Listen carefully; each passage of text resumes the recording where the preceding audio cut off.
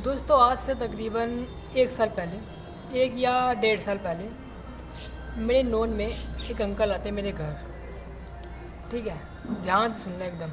वो आते हैं और मैं 12th में था उस टाइम, शायद। हाँ, 12th में मैं था उस टाइम, स्कूल में था उस टाइम मैं। तो घर पे आते हैं मेरे, तो घर पे आके बोलते हैं कि ना कल कहीं चलना है पापा के पास।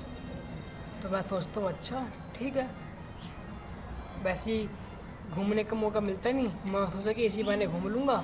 और क्या है ना कि मैं जहाँ रहता हूँ मैं किराए पे रहता हूँ, तो वहाँ पे और भी लोग रहते हैं, मैं अकेला नहीं रहता, और भी लोग रहते हैं। तो मेरे दोस्त भी हैं, कुछ और बच्चे भी हैं, और हम जा रहे थे ट्रक में। ट्रक में मेरे को मतलब पहली बार एक्सपीरियंस करना था कि ट्रक में कैसा लगता है घूमना। और वहाँ जाके ना अंकल ने कहा था जो मेरे नोन में है कि वहाँ पे खाने को भी मिलेगा बढ़िया बढ़िया। तो मैं बहुत ही खुश होगा कि हाँ बढ़िया जाऊँगा, पिकनिक की तरह माना मैंने कि पिकनिक है, जाएंगे खाएंगे पिएंगे आ जाएंगे। लेकिन आने के बाद थोड़ा अलग हुआ मेरे साथ। तो मैं गया, जाने के टाइम बहुत मज़ा आए, पूरा एकदम देख के गया मैं, पूरा हवा हुआ उड़ रहा है एकदम, गाड़ी चल रही है एकदम, पेड़ पौधे बढ़िया, ट्रक में सब गाना गा रहे हैं मस्त। जब मैं वहाँ पहुँचा तो वहाँ पे लगभग लगभग 1000+ लोग होंगे।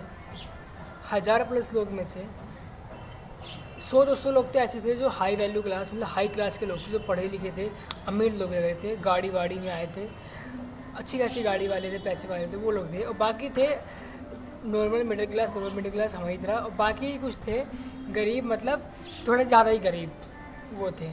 एक साइड औरतें बैठे हुए थी, एक साइड मर्द बैठे हुए थे, और लड़के बच्चे, उस एक साइड औरतें और बच्चे, एक साइड मर्द। तो मैं मर्द वाले बैठा हुआ था। तो सामने एक स्क्रीन है, बहुत बड़ी एक स्क्रीन है। उस स्क्रीन पे एक बाबा आता है, और वो बाबा एक रेपिस्ट था, मतलब एक क्राइम है ये, और वो गिल्टी साबित हो चुका था। मतलब वो रेपिस्ट था, सरकार ने उसे सज़ा दे रखी है 20 साल की, वो जेल में है और वो गिल्टी प्रूव हो चुका है। तब भी उसका वहाँ पर स्क्रीन पे उसके प्रवचन हो रहे हैं। वो घटिया इंसान ऐसी ऐसी बातें कर रहा है कि ह्यूमैनिटी की बातें कर रहा है, औरतों की बातें कर रहा है, ऐसी ऐसी बातें कर रहा है जो उसके मुँह सुनने में मुझे घिन आ रही थी। और वहाँ पे शायद मैं अकेला ही होऊंगा जिसे, मतलब हम जहाँ से गए थे, हम बच्चों में से शायद मैं ही होऊंगा अकेला जिसे ये बात पता थी कि वो बंदा कौन है, वो एक रेपिस्ट है।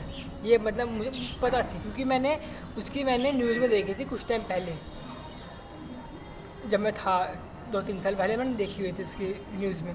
तो मैं सोचा कि यार ये वही है ना, तो मुझे थोड़ा डाउट हुआ। तो मैंने वहीं पे फ़ोन चेक किया, और फ़ोन पे जिसका मुझे शक था मैंने वो सर्च किया, और वो बंदा जो मेरे फ़ोन में था रेपिस्ट, सामने स्क्रीन पे वही बंदा सेम था। वो ताज्जुब की बात यह है, किसी को कोई परेशानी नहीं, सब उसके ताली बजा रहे हैं, उसकी तारीफ़ कर रहे हैं, उसके भक्ति में मगन हैं पागलों की तरह। खासकर बूढ़े लोग थे, और जो मेरे अंकल थे वो भी बूढ़े थे। तो मतलब ये देखकर तो मैं मतलब शौक हो गया कि यार ये इंडिया ही है ना। मतलब इंडिया में एक रेपिस्ट की पूजा कर रहे हैं, मतलब रेपिस्ट के बारे में सुन रहे, रेपिस्ट की बातें सुन कैसे रहे लोग, जो कि गिल्टी प्रूफ हो चुका है, जो कि है रेपिस्ट है वो, उसकी बात सुन कैसे रहे हैं। मैं तो फिर उस दिन के बाद कभी गया ही नहीं, मेरी मम्मी को बताया, मम्मी ने साफ मना करा जाने से। लेकिन बात आती है कि वो तो है रेपिस्ट, वो तो है पागल, वो तो है घटिया दो कौड़ी का इंसान। लेकिन जो अंकल है मेरे, जो ऐसी लोग हैं मेरे अंकल की तरह, जो उसकी जिनकी आंखों पे से वो पर्दा हटा नहीं है, वो भक्ति का जो भी होता है वो हटा नहीं है उनका, क्या वो ऐसे क्यों हैं, उनको वो सच दिखाई क्यों नहीं दे रहा। इसके बहुत सारे रीज़न हो सकते हैं। मैंने जो सोचा, मुझे जो लगा वो बताता हूँ मैं आपको। पहला ये हो सकता है कि जो अंकल है ना, बहुत टाइम से उसे फॉलो कर रहा है, करते आए होंगे बहुत टाइम से, मतलब बहुत टाइम से, अपने जवानी के टाइम से। और जब कोई इंसान किसी चीज़ पे बहुत टाइम दे देता है ना, तो उसे मेरे को लगता है कि ना फिर वो विश्वास करना बहुत ही उसके लिए हार्ड होता है कि ये इंसान गलत भी हो सकता है। इसलिए वो अंकल को विश्वास करना हार्ड हो गया। और अंकल की एज भी हो चुकी है, और बूढ़े लोगों को मैनिपुलेट करना बहुत ही आसान होता है। अंकल को मैनिपुलेट कर लिया गया और वो अभी भी उसे एक, क्या बोलते हैं उसे, एक बेगुनाह इंसान समझते हैं। और मम्मी ने कहा अंकल को कि ये तो एक घटिया इंसान है, तो बोले कि ये सब झूठ है, ये सब फेक है। तो फेक है तो फेक, तो सरकार ने तो उसे गिल्टी प्रूव कर दिया है। उसके बाद इतने पैसे हैं, इतने पैसे होने के बावजूद भी वो सबूत नहीं ला पाया। ऐसे तो हो ही नहीं सकता, वो गिल्टी प्रूव हो चुका है, सच है वो, मतलब है। लेकिन इन लोगों को समझ नहीं आया क्योंकि वो आँख पे उनके एकदम वो हो गया ना, पर्दा सा आ गया है। दूसरी बात, इनकी एज भी हो गई है, नहीं मैनिपुलेट किया गया है एकदम तगड़े वाला। ये पढ़े लिखे भी कम हैं तो उनको मैनिपुलेट करना बहुत आसान है।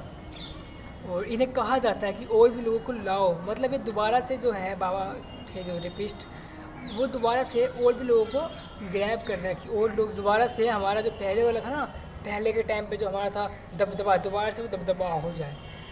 तो अगर, मेरा बस ये कहना है कि अगर ऐसा ही चलता रहा तो कुछ नहीं हो सकता देश का, कुछ भी नहीं हो सकता। अगर ऐसे ही लोग अनपढ़ रहेंगे, ऐसे ही लोग मतलब ऐसे लोग अगर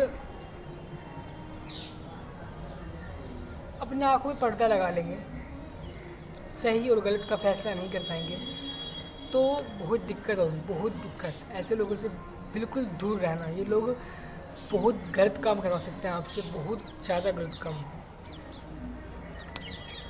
ऐसे लोग जो बिना किसी, मतलब ऐसा मान लो कि मतलब अपने जो ऐसे लोग जिन्होंने एकदम आँख पे ऐसे हाथ रख रखा है कि हाथ रख के फॉलो कर रहे हैं किसी भी चीज़ को, किसी भी इंसान को, उन लोगों से बहुत दूर है ना। भले ही वो आपके पापा हो, मम्मी हो, आपका भाई हो, या कोई भी आपका प्यारा इन्फ्लुएंसर जैसे मैं हूँ, कोई भी हो, तो उससे बहुत दूर रहना। तुम आप ना फैक्ट जो होता है, फैक्ट चेक करना और खुद का दिमाग लगाना कि क्या सही है क्या गलत, वरना आप भी इन्हीं अंकल की तरफ बन जाओगे। और ये एकदम रियल स्टोरी है।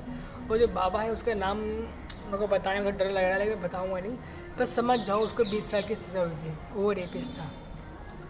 ठीक है ना, बाय।